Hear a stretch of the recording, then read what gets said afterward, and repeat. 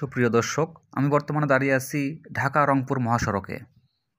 এই স্থানের নাম বনানী বগুড়া। জাহাঙ্গীরাবাদ ক্যান্টনমেন্ট এবং বনানী বাইপাসের মাঝামাঝিতে এই স্থানটিতে এসে আমার চোখটা আটকে গেল। আপনারা দেখতে পাচ্ছেন রোডের মাঝখানে যে রোড ডিভাইডার আছে, এই ডিভাইডারের মাঝখানে এক ভাই এখানে বেগুন, ফুলকপি, লাল শাক এগুলা চাষ করছে।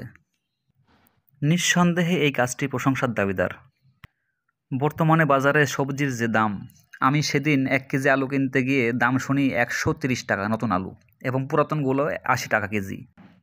কথায় আছে, ইচ্ছে থাকলে উপায় হয়, খেতে জানলে তেঁতুল পাতাতেও খাওয়া যায়। আমরা শুধু বাজার সিন্ডিকেটকে দোষ দিই, অথচ আমাদের বাড়ির আশেপাশে কত জায়গা পড়ে আছে যেখানে আমরা চাইলেই আবাদ করতে পারি। প্রয়োজন শুধু ইচ্ছা শক্তি। আসলে আমাদের ইচ্ছা শক্তিটাই নেই। এখানে যিনি আবাদটা করেছেন, মানে যিনি গাছগুলো লাগিয়েছেন, উনি একজন অটোমোবাইল মেকানিক। পাশে ওনার দোকান, ওনার দোকানের সামনে এই চাষগুলো উনি করেছেন। বাজারে গেলেই মাথা নষ্ট। করলা 80 টাকা কেজি, বেগুন 80 টাকা কেজি, আলু 130 টাকা কেজি নতুনটা, পুরাতনটা 80 টাকা কেজি। তো ভাই, বাজারে গেলে তো মাথা নষ্ট হবেই। উৎপাদন বাড়ান। উৎপাদন না থাকলে তো সিন্ডিকেট তো আপনি বন্ধ করতে পারবেন না। যতই আপনি বলেন যে সিন্ডিকেট, আসলে আমাদের চিন্তাধারার পরিবর্তন করা উচিত, আমাদের নিজেকে পরিবর্তন করা উচিত। তবেই তো দেশ পরিবর্তন হবে, সমাজ পরিবর্তন হবে।